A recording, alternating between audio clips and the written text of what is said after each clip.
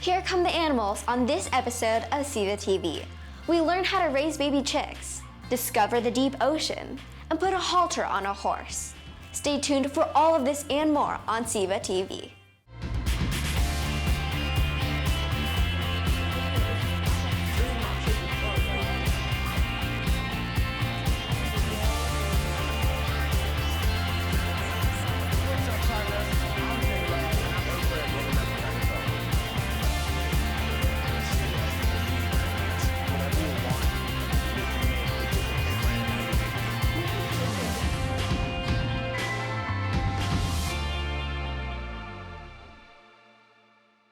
Hello and welcome to SEVA TV. My name is Naya and I am so excited to be your host today.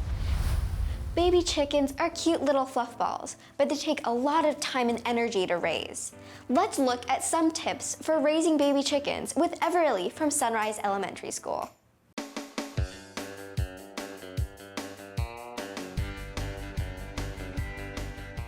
Hello, I'm Everly Bennett, and I'm going to teach you how to raise chickens. Come on, let's go get some chicks.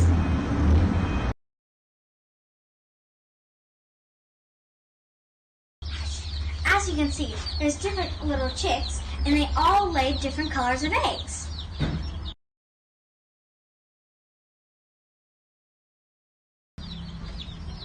Today we'll be getting a blue copper marin, and an olive egger, and a black copper marin.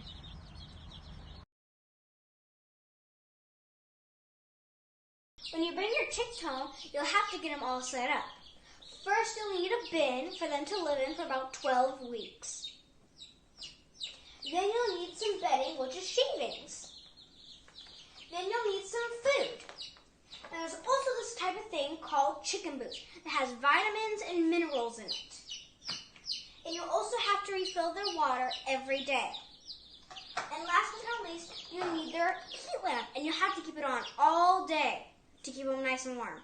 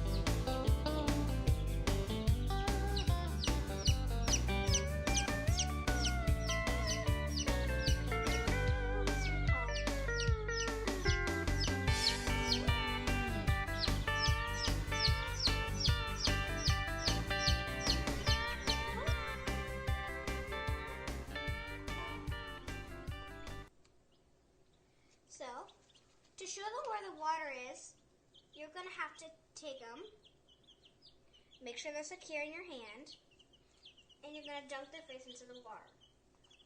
I know that sounds mean and weird, but that also shows them where the water is.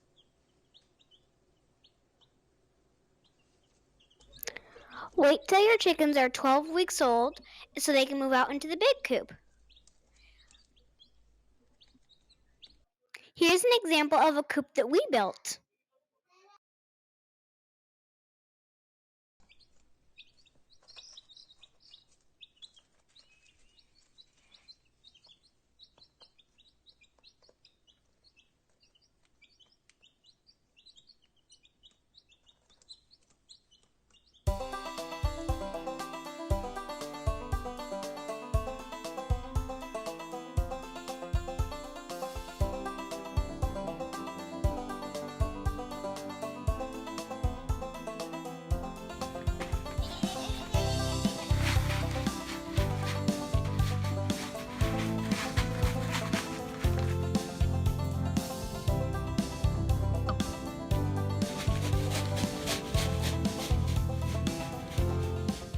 Let's dive into the deep with Sophie to explore the secret world behind aquariums.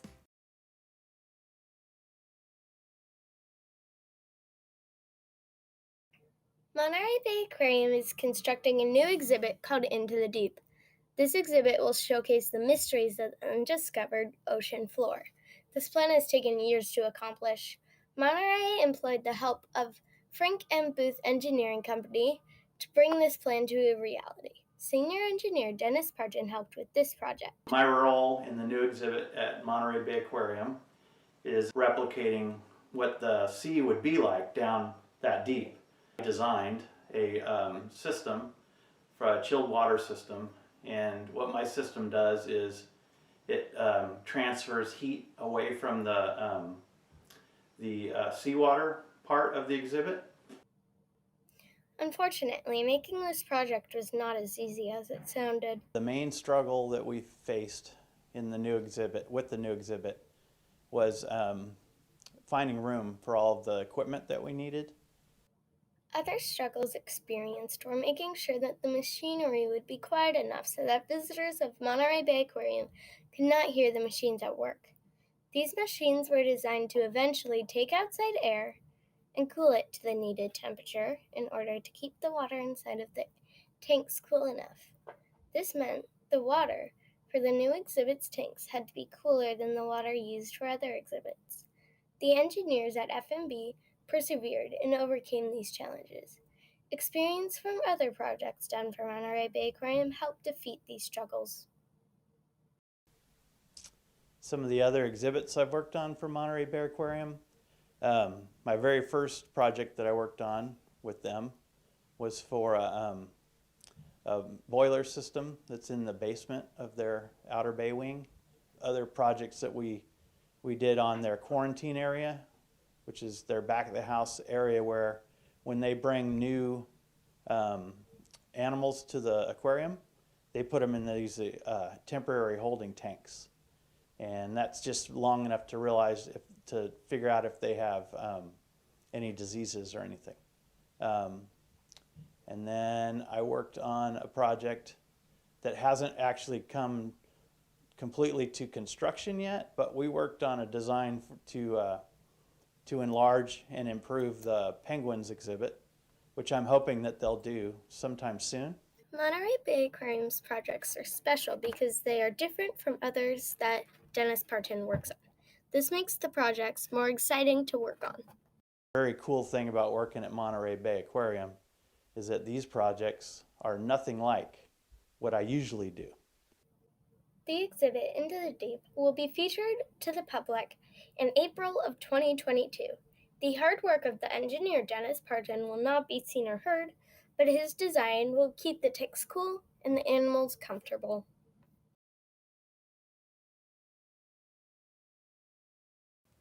Another creature that lives deep in the depths of the ocean is the orca whale. However, orca whales are often mistreated and used for entertainment. Let's watch the video Save the Orcas from Del Paso Manor Elementary School.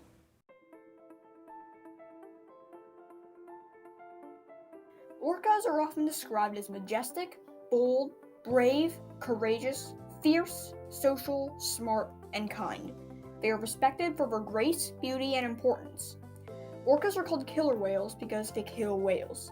Fishermen would witness orcas killing whales and call them whale killers. The term was later flipped to killer whales. But which term should be used? Orca or killer whale? Many people think orca should be used because killer whale sounds too evil. Orcas have one of the largest brains of all animals, making them very intelligent. Their cleverness also makes it easier to get food. They eat a variety of animals, small and big. A lot of the different populations eat different things. Some of them concentrate on seals. Some of them eat, like around here, they may go after otters, they go after squid, they go after like elephant seals. They've even seen them go after sharks in some video recently. Orcas also can eat salmon, seagulls, shrimp, lobsters, and many more. The orcas trap seagulls by spitting fish onto the surface of the water as something to lure the birds. Smart! Unfortunately, they are dying out because there is less and less prey due to climate change. When the temperature changes in areas, it changes the amount of fish that are in an area or what fish are there. Some fish have to move more north because they have to stay within a specific temperature range. And temperature ranges in the ocean also cause what you can also almost think of as doorways, where the change in the temperature can change the amount of oxygen that's in the water. So fish have to move, and suddenly fish who usually swim from one part of the ocean to the other can't do that because the temperature change has made sort of a block in the way of getting there. So it really affects what prey they might have around them. So they can end up being hungry. Even though scientists still don't know enough about these amazing creatures, they've counted them as an animal in need of protection. But we do know that another reason the number of orcas is decreasing is because of pollution caused by humans. They're what's called an apex predator. They're at the top of the food chain. And so that means that when there is pollution or chemicals that are in the chain, it starts at the bottom, up through the food web. And every time you go up in the food web, the amount of pollution multiplies. So the amount of chemical that was in a fish that's eaten by a seal, now the seal has its own pollution plus what it ate from the fish. So when it goes up to the orca, not only are they getting pollution, but everything they ate and what it ate before is getting into their bodies. It's a case of a whale that was stranded and she died, and they found that they look at how many parts per million of PCBs or persistent, chemicals are in her blubber. Now, normally there's between, say, 37 parts per million, but in hers she had over 1,000. Still, every person, including you, can help protect orcas. For example, stop using plastic. Instead, always bring a reusable grocery bag. Use a reliable source to make sure your fish is sustainable. Orcas really are a natural wonder. They are intelligent animals in need of protection. We just have to work one by one to try and figure out what sources there are that we can stop.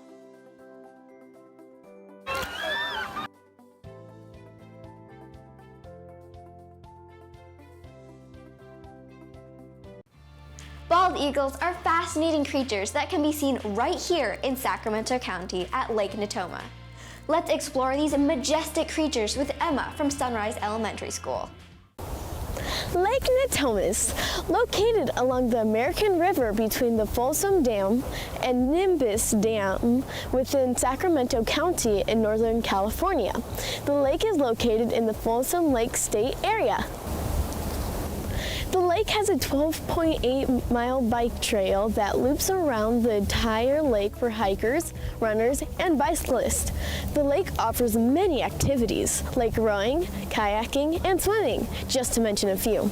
The power boats are not allowed on the lake. The history of the lake goes back to the California Gold Rush and the Folsom Powerhouse, which powered the city of Folsom for years using the water from Lake Natoma. The lake is home to numerous wildlife: deers, bobcats, foxes, hawks, owls, and many more wild residents. This lake is also home to an amazing feather family. Nested above the lake, on the bluffs, lives a family of birds: Dad, Mom, and 2 adorable babies, the California bald eagles.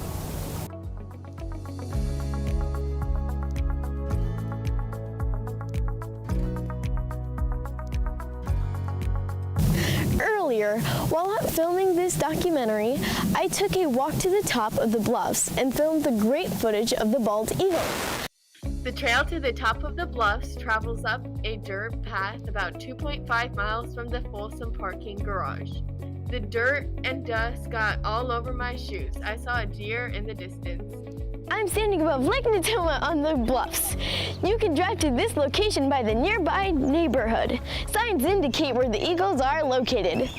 This location on the bluffs is a great place to run, mountain bike, and hike.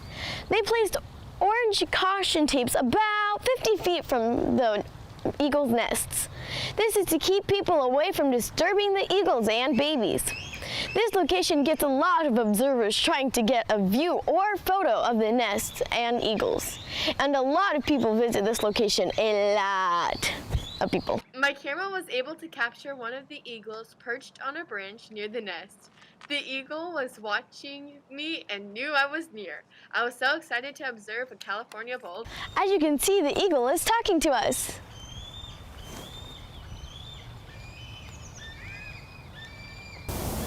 The California State Parks and California Fish and Wildlife both patrol the lake, making sure everyone and the animals living within the park are safe. I reached out to both agencies and they directed me to Kathy Kaner. Kathy is a volunteer who specializes in the California bald eagles along the Lake Natoma. She takes numerous school groups on walks along the lake, educating them about the eagles.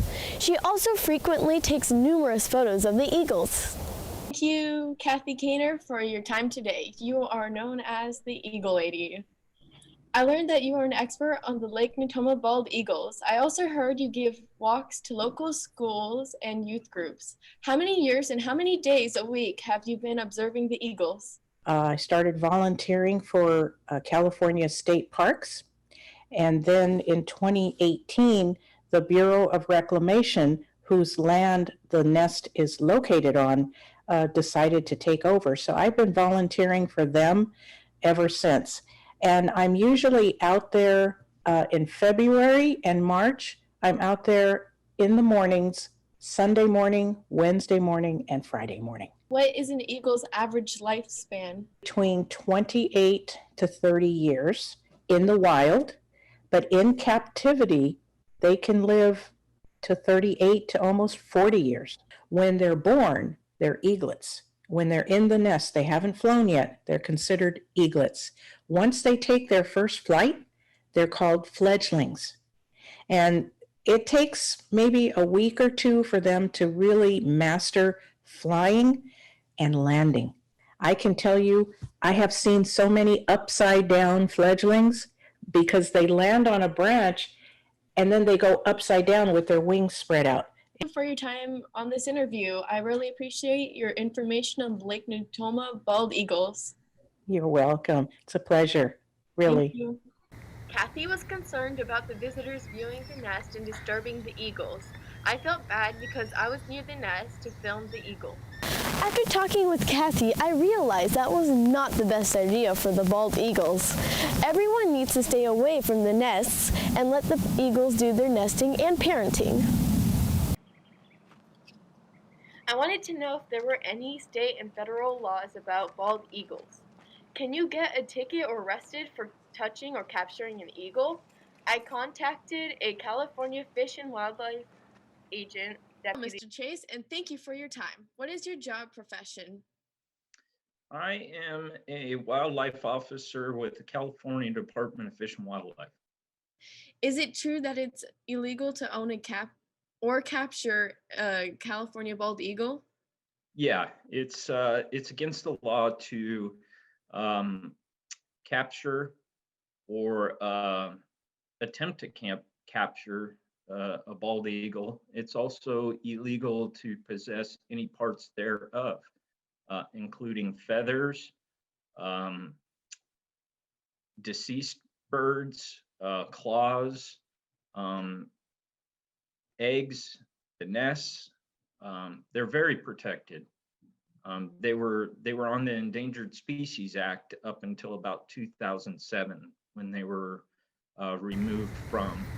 And there's laws like the one you're talking about is the Golden Eagle and Bald Eagle Protection Act that was established in 1962 to protect the birds, and it continues to this day. It's a federal act, so we are cross-deputized as federal agents, so we can enforce federal laws surrounding the bald eagles. Thank you, Mr. Chase, for your time. Oh, you're welcome. Thank you very much for the interview. Folsom is currently developing new properties all over. I wondered if the eagles and nest could possibly one day have a building on it. I found out about the Riverfront District development. The Riverfront District is an extremely dangerous planned development for Lake Natomas. 4 proposed restaurants and multiple river taxis are planned to be built on the upper region of the lake near Old Folsom. It said that one day the eagle's nest could be developed. I don't want to see that happen. It was fun to learn about the bald eagles. I enjoyed talking with Kathy Kaner and Mr. Chase. One of the biggest takeaways from Kathy Kaner was to not bother the eagle's nest, and I enjoyed learning about laws surrounding the eagles from Mr. Chase. I plan to do more research on the eagles, and I will visit Lake Natomas to hike, bike, and observe the birds from a distance. I hope others have learned that these majestic eagles need to stay on our lakes to thrive. Watching a bald eagle fly over my head makes me happy, that they are safe and free from danger. The California bald eagles are amazing! Lake Natoma bald eagles.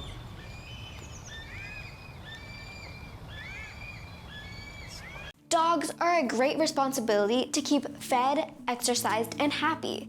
Let's watch a video on how to treat your dog, produced by Otis from Katherine L. Albiani Middle School.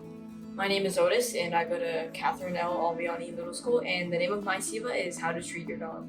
In my video, I give you tips on how to take care of your dog. I want my viewers to learn how to take care of their dog better, because I've seen people not take care of their dog very well. My favorite part about making this video is having my dog involved, because there are a few funny bloopers that I have, and it was also fun to work with dogs, because they're not like humans, they're very different. Have you ever wondered if your dog is currently happy with its life? If you have, then here's the solution for you. But if you haven't, then here are a few more tips on how you could treat your dog.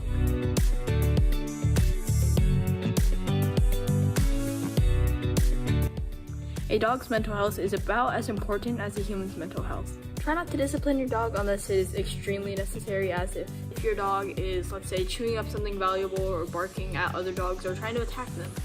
Bringing your dog to the dog park, a local park, or on a walk is always a great idea if your dog enjoys it. Giving your dog treats is a great idea, but there are a few limits when it comes to giving your dog treats. Try not to give your dog too many treats, because your dog might go insane and this will happen. They don't have any more. It's been like 3 takes, there's no more.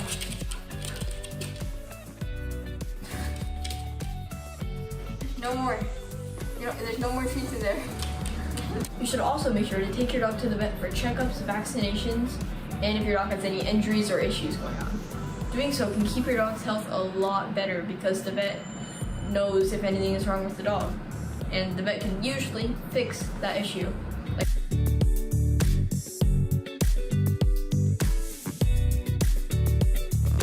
This is Lola and her owner Angela. Now, how do you reward your dog when she's being good?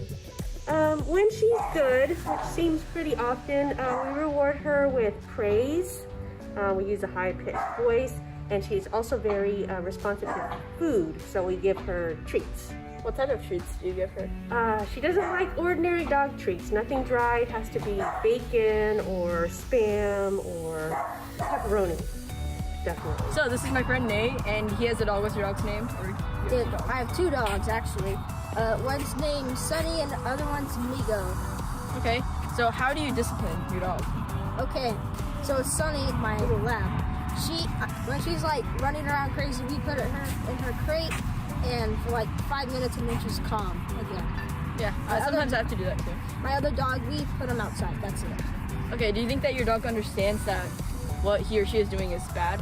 No, I don't really think so. We just don't want them to run into knockovers. And this is Gabby, and you have 1 dog, right? Yes. So how do you make sure that your dog is happy? We give her walks like every other day to make sure that she's like active.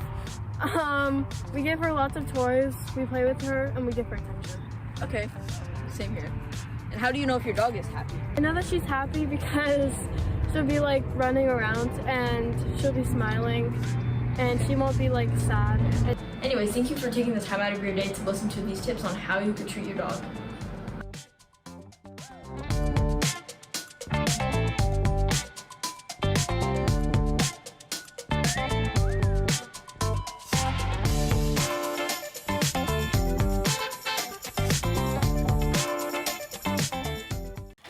Reese from Sutter Middle School has a big passion for the unique sport of horseback riding. Let's talk with Reese to find out the correct way to care for a horse. I'm Reese, I go to Sutter Middle School, and my video is how to tack up a horse.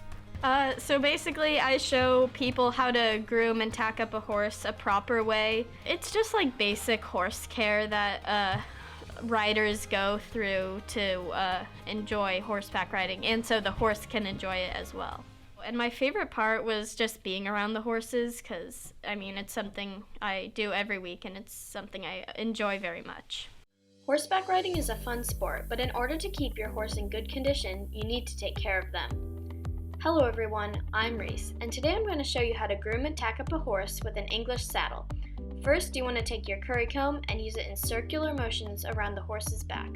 Make sure not to do this right on top of their bones like their spine, as this could hurt them, and be sure to get under their stomach where the girth will be. What the curry comb does is move mud and dirt that is under their coat to the top, which brings us to our next step.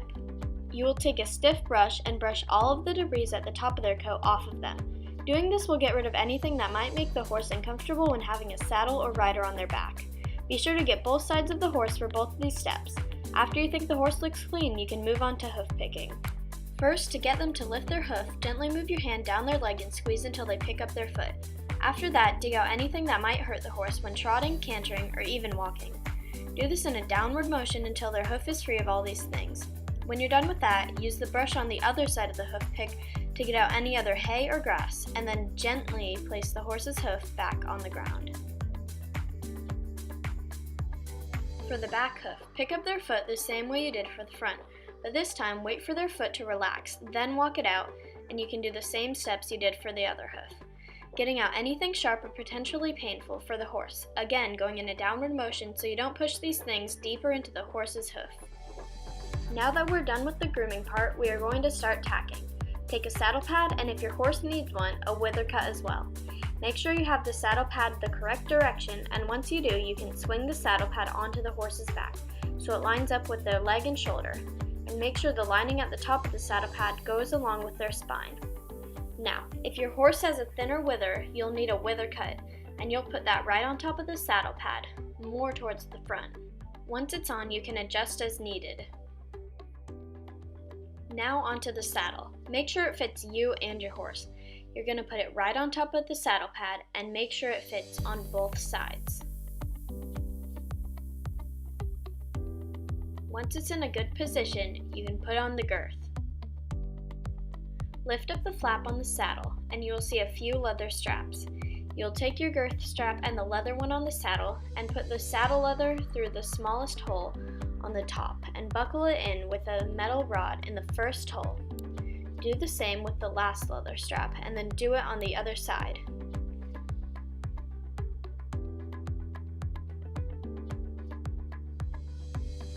Feel if the girth is tight enough and then tighten it as needed, again on both sides.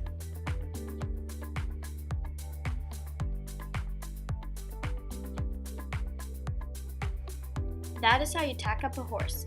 Have fun riding, stay safe, and thank you for watching. That's all we have for you today. But guess what? We have more episodes and even more videos. So if you want to check out anything else brought to you by SECC, like the SEVAs, go to secctv.org for more information. My name is Naya, and thanks for joining me for this episode of SEVA TV. See you next time.